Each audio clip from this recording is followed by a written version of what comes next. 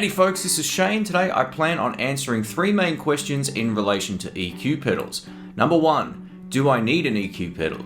Number two, how to use an EQ pedal? And three, when to use an EQ pedal. Maybe not in that order, but we'll see how we go. If you do like this video, I also have a full playlist of help tutorial videos up here. Click that. Don't forget to subscribe and click the bell for future notifications from my channel. Let's get into it.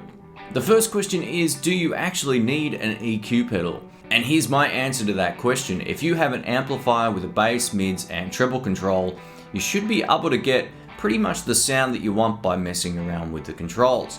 If you've tried everything to remove as much bass as possible, say you've got your bass on your amplifier all the way off, for example, and it's still too woofy or dark sounding, you may have justification then of getting an EQ pedal. Alternatively, if it's not bright enough, even with the treble all the way up, you may actually have some issues as well. If you've then also tried your guitar in another amplifier, for example, and it's got plenty of top end, could be the speaker, but that said, an EQ pedal may actually help you in this situation. Today I've put together a combination of guitar and amplifier that I feel could benefit from an EQ pedal. This is my Tokai Love Rock electric guitar. It's a Japanese-made Les Paul. The neck pickup is really mellow / warm / maybe not quite as clear as I would like, but it still sounds pretty nice. But we're also playing it into a Bugera Infinium 5-watt amplifier. This particular amplifier, in my opinion, has one fatal flaw. The tone control feels like it needs to go a little higher up. It just gets a little bit muddy, especially once you start cranking up the gain. I'm going to show you a few different ways you can make that sound better by actually removing some EQ from your signal. You might be thinking, what? How does that work? I'm about to show you. So I've set it up for a bit of dirt. This is the neck pickup.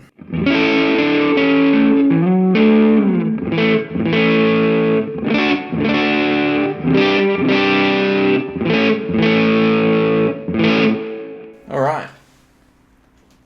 I've just put the left slider on the EQ pedal down. Let's give this a shot. This is actually removing bass now.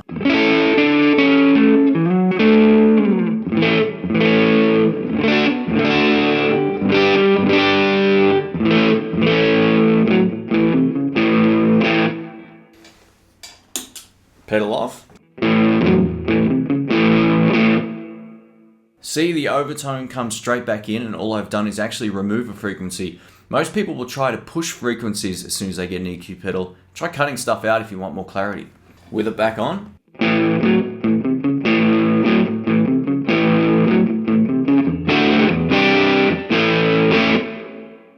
One thing a lot of people don't realize about an EQ pedal, and EQ in general, if you've not been around, say, a mixing console or a DAW, for example, if you've been recording your own stuff, anytime you add EQ, so you push the sliders up, you're actually adding volume.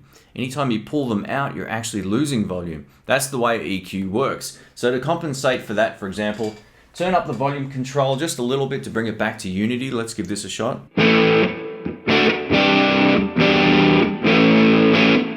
Nice. So the left side of the pedal is more geared towards the low end frequencies, and as we move towards the middle, we get to the mid frequencies. We'll show you that in a minute. But as we get to the end, we get to more of the high end.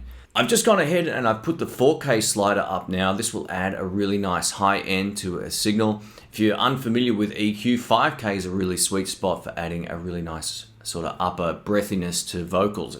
4K works extremely well for high end on guitar. Let's give this a shot.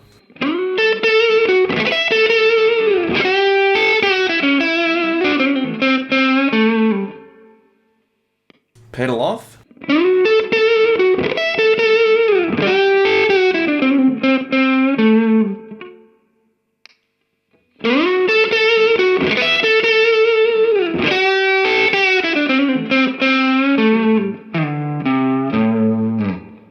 As you can hear, it brings in a lot more stringiness, and all I've done is adjusted to EQs.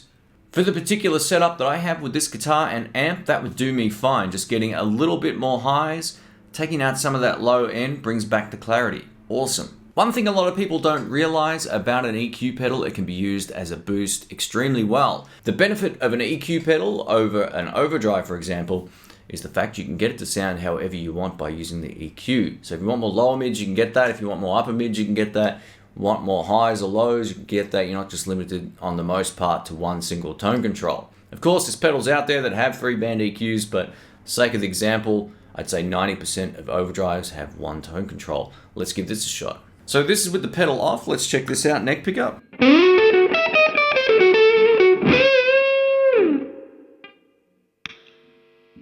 Pedal on.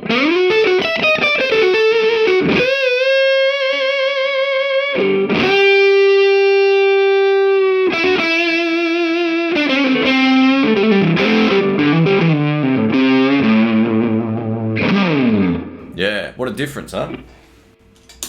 Check it out again.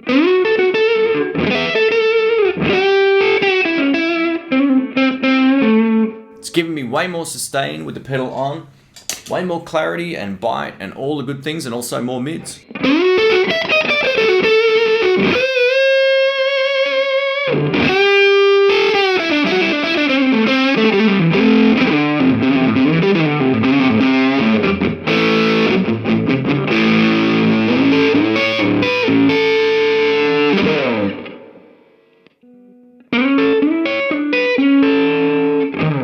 See, that's how much difference an EQ pedal, if used right, can make to your sound. Thanks for watching. My name's Shane. If you have any comments or questions about this video, feel free to leave them in the comments below and I'll reply to you as soon as I can. Please let me know your thoughts on EQ pedals and your preferred way of using them as well. If I missed anything in this video, leave it in the comments and I can pin the most relevant comment to the top, so definitely keep that in mind. You can of course also use an EQ pedal before or after your favorite overdrive, but for this particular setup, where my amp's already dirty and a little bit muffled with this particular guitar, the EQ pedal serves a purpose extremely well. For those of you out there who have an amplifier with the three main controls, bass, mids, and treble, please exhaust all your options. Turn everything to 10, turn everything to 0, see what you get, and combinations within as well, because most of the tone can be fixed before even buying one of these things. EQ pedals are kind of like a last resort pedal in my mind. If you go to buy an amp, make sure you like the amp's tone